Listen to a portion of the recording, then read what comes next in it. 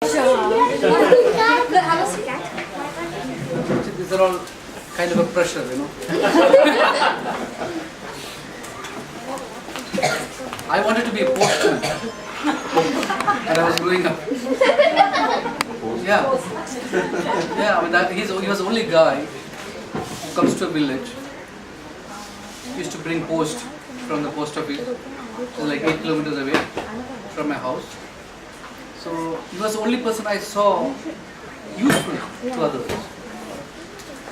His only job was to carry this whole big bag full of letters and take it to each and every houses and give it to them. So sometimes these letters come from abroad or from your father or from somebody who is far away from home.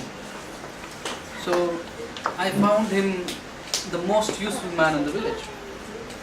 So I wanted to be a postman. Then, yeah. Then we began to read, in various stages of your life. When I began to read detective novels, I wanted to be a detective. And I was trying to find out, is there a detective in India? Like the way it was described in the books.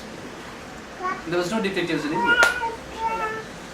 The only way I could be a detective was learning IPS, to become an IPS officer. So I wanted to study IPS, be an IPS officer. When things keeps happening in life, most of the time what you plan will happen in life.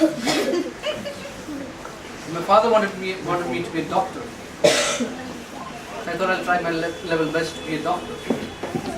And I never wanted to be a doctor because I loved physics. I wanted to be a physicist. I thought I would be a physicist. I wanted to research, study physics and invent superconductive material in India. And I would win a Nobel Prize. Got pretty close. Instead I won an Oscar. Not a bad feat, but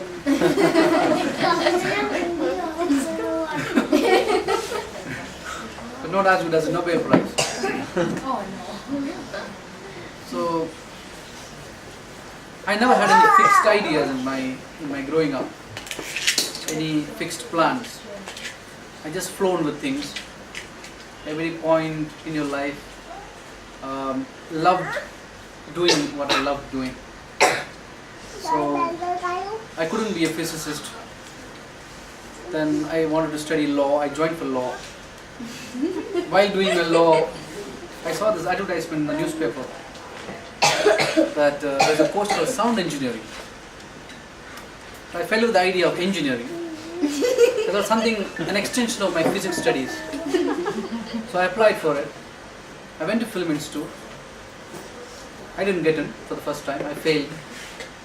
But I discovered sound engineering as I understood it was before.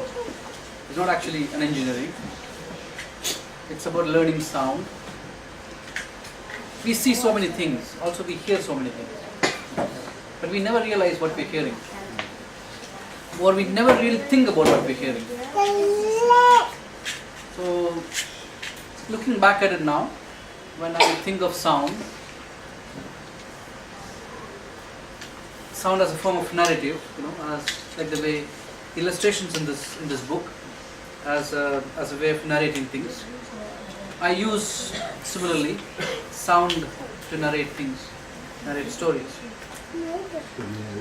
Looking back at it now, probably the first time I ever thought of sound as a form of narrative was listening to radio when I was a kid. The radio was the only source of entertainment we had at that time. Now we have so many options, so many things available to you. We had nothing. So that's probably my only childhood connection with what I'm doing now. So I came to Film Institute, I studied cinema. Sound as a form of, as a craft in cinema. Then I left my law.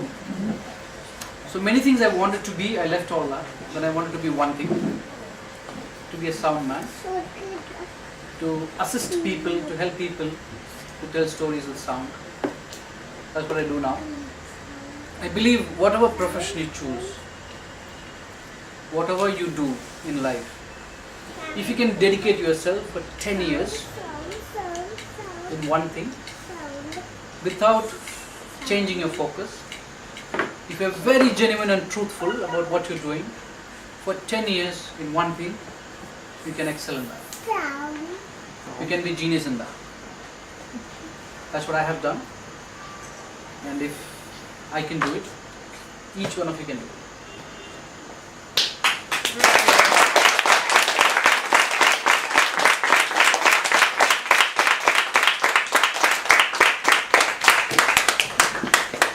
Thank you for coming.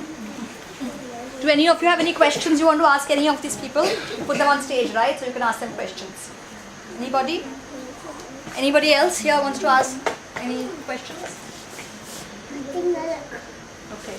I guess you may. That's all. Okay, I have a question Okay. for Resul Pookutty.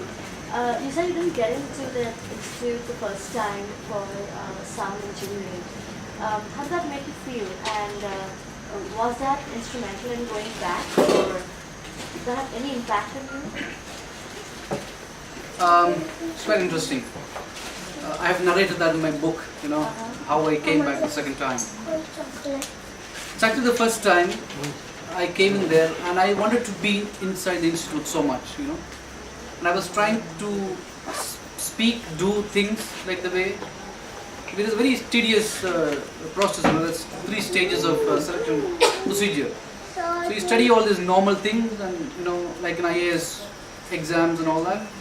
How to prepare, how to face the interview board and all that. You study all structured things and you go there. And I did that in the first time. On the normal route, never worked.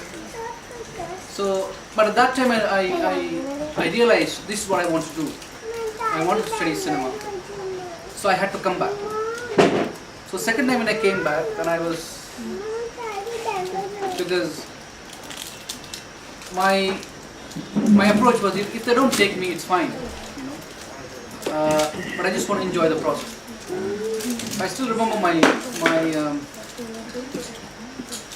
selection process when I was facing the interview board. They asked me, so why did you come again? I said, you called me, that's why I came again.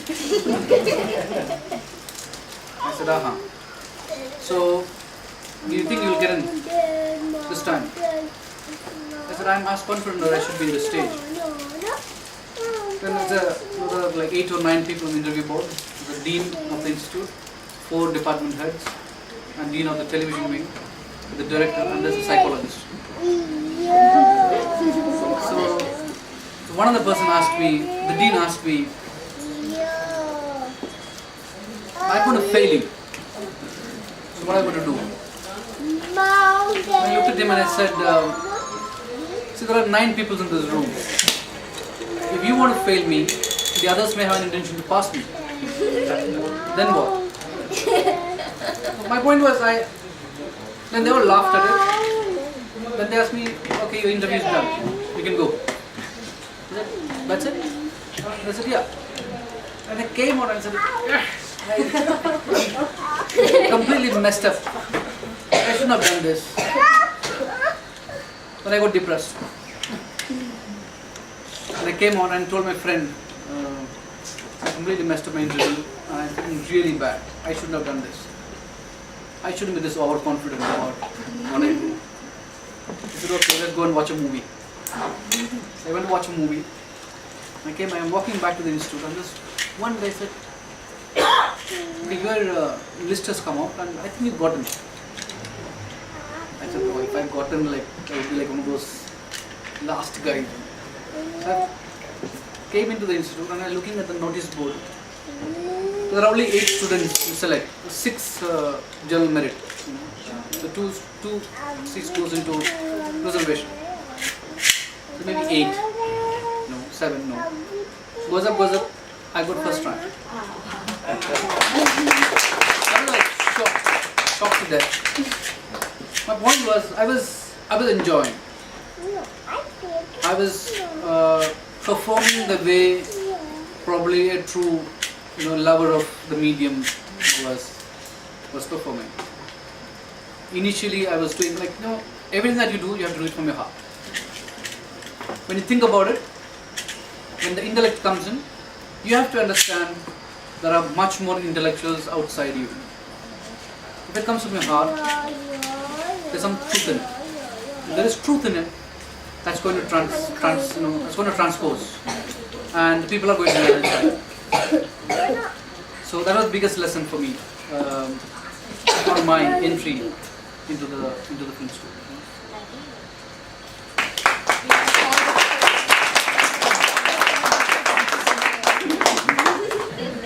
Thank you. One more gift is on its way. You can read that.